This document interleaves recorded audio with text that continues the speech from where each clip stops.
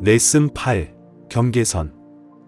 안녕하세요. 오늘은 1990년대 영국의 심리학자 수잔 포워드가 소개한 감정적 협박이라는 개념에 대해 이야기하겠습니다. 그녀는 감정적 협박이라는 제목의 책을 출판했습니다. 감정적 협박이란 무엇일까요? 이는 누군가가 이익이나 인정을 얻기 위해 자신의 고통을 드러내는 것입니다. 예를 들어, 난 비참해. 당신 없이는 죽을 것 같다. 또는 난 아파. 당신이 그리워. 라고 말하면서 상대방을 의존적이고 수능적으로 만들어 자신의 욕구를 충족시키려 하는 것입니다. 이는 법적인 협박이 아닌 감정적 조종을 통해 목적을 달성하는 것입니다. 이 개념은 1968년 미국의 임상심리학자 스티븐 카프만이 제안한 카프만 삼각형, 드라마 삼각형을 기반으로 합니다. 모든 불건강한 관계에는 일반적으로 세 가지 역할이 있습니다. 피해자, 가해자, 구조자입니다. 주목할 만한 점은 한 사람이 같은 관계에서 이 세 가지 역할을 모두 수행할 수 있다는 것입니다. 예를 들어, 아내는 피해자가 되고 남편은 구조자가 될 수 있습니다. 또는 전통적인 어머니가 아들을 구하려는 욕구를 느끼지만 도움을 주면 줄수록 아들은 더 무책임해지고 결국 어머니는 가해자이자 피해자가 됩니다. 스티븐 카프만은 모든 구조자가 결국 피해자가 된다고 지적했습니다. 이는 친밀한 관계와 부모-자녀 관계에서 매우 흔합니다. 제 관찰에 따르면 중요한 관계의 80%가 어느 정도 드라마 삼각형과 감정적 협박을 포함하고 있다고 할 수 있습니다. 사람들은 종종 사랑과 인정이 필요하지만 이를 직접적으로 표현하지 않고 대신 자신의 고통을 보여줌으로써 다른 사람들이 죄책감을 느끼게 하여 목표를 달성하려 합니다. 이 드라마 삼각형을 어떻게 바라봐야 할까요? 세 가지 질문을 스스로에게 해볼 가치가 있습니다. 첫째, 나는 모든 중요한 관계에서 어떤 역할을 가장 많이 하고 있나요? 피해자, 가해자, 구조자? 우리는 보통 이 세 가지 역할을 모두 수행하며 이는 다른 관계에서 바뀔 수 있습니다. 예를 들어, 배우자에게는 가해자가 되고 아버지에게는 피해자가 되며 상사에게는 구조자가 될 수 있습니다. 이 세 가지 역할은 서로를 끌어당깁니다. 내가 구조자라고 느낄 때 피해자를 끌어들이고 가해자를 만날 수 있습니다. 두 번째 질문은 이 역할을 수행하는 것의 이점과 비용은 무엇인가요? 각 역할에는 이점이 있습니다.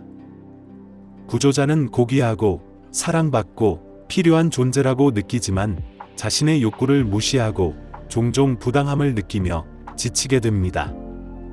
피해자는 책임을 피할 수 있지만 비참함을 느끼고 심지어 자신의 비참함을 믿게 되어 신체적, 정신적 소진으로 이어집니다. 가해자는 강력함을 느끼지만 결국 다른 사람들로부터 소외될 수 있습니다. 세 번째 질문은 나의 출구는 무엇인가요? 내가 진정으로 원하는 관계는 어떤 것인가요? 이 세 가지 역할을 하고 싶지 않다면 무엇을 할 수 있을까요? 우리는 완전히 책임감 있는 창조자가 되어야 하며 이는 건강한 경계선을 설정하는 것을 필요로 합니다.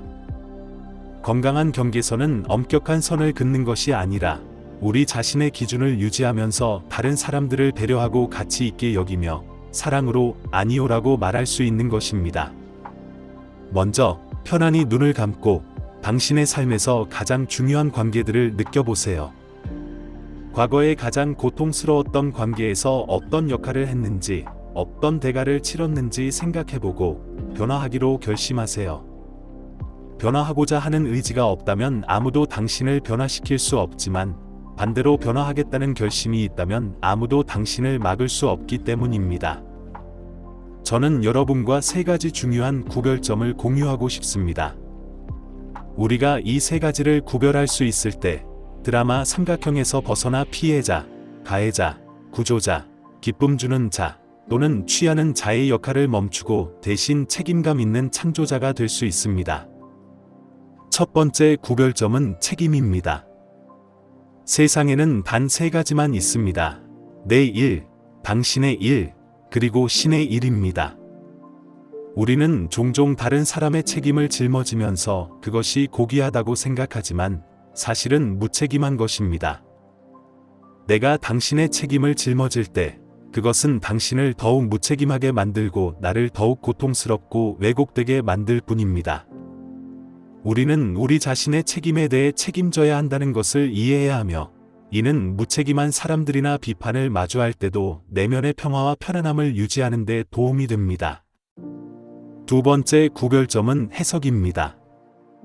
이것이 당신의 해석인가요? 아니면 내 해석인가요? 불편하거나 무책임한 말을 들을 때 우리는 스스로에게 상기시켜야 합니다. 이것은 당신의 이야기이지 내 이야기가 아니다. 이것은 당신의 해석이지 내 해석이 아니다. 이렇게 함으로써 우리는 다른 사람들의 의견에 좌우되지 않고 내면의 평화와 자신감을 유지할 수 있습니다. 세 번째 구별점은 경계선입니다. 건강한 경계선은 엄격한 선을 긋는 것이 아니라 우리 자신의 기준을 유지하면서 다른 사람들을 배려하고 존중하는 것입니다. 다른 사람들이 실수를 하거나 우리를 공격할 때도 우리는 여전히 그들을 축복할 수 있습니다. 건강한 경계선의 핵심은 우리의 감정적 기준을 명확히 하고 우리 자신에 대해 책임지는 것입니다. 과도한 약속을 하지 말고 친절한 척하지 말고 일관되고 진정성 있게 행동하세요. 감정적 협박은 삶에서 매우 흔합니다. 넓은 의미에서 자신의 욕구를 충족시키기 위해 자신의 고통을 드러내는 모든 행동은 감정적 협박으로 간주될 수 있습니다. 이러한 행동은 우리를 드라마 삼각형에 가두며 결국 우리는 그곳에서 벗어날 수 없게 됩니다. 스티븐 카프만은 유일한 출구는 드라마 삼각형에서 벗어나는 것이라고 지적합니다. 마지막으로 이 시리즈가 모든 분들에게 도움이 되기를 바랍니다. 우리는 자신에게 정직해야 하고 친절한 척하는 것을 멈추고 진정한 자신이 되어야 합니다. 모든 사람의 내면에는 가장 순수한 부분이 있으며 이는 우리의 신성과 진정한 본성입니다.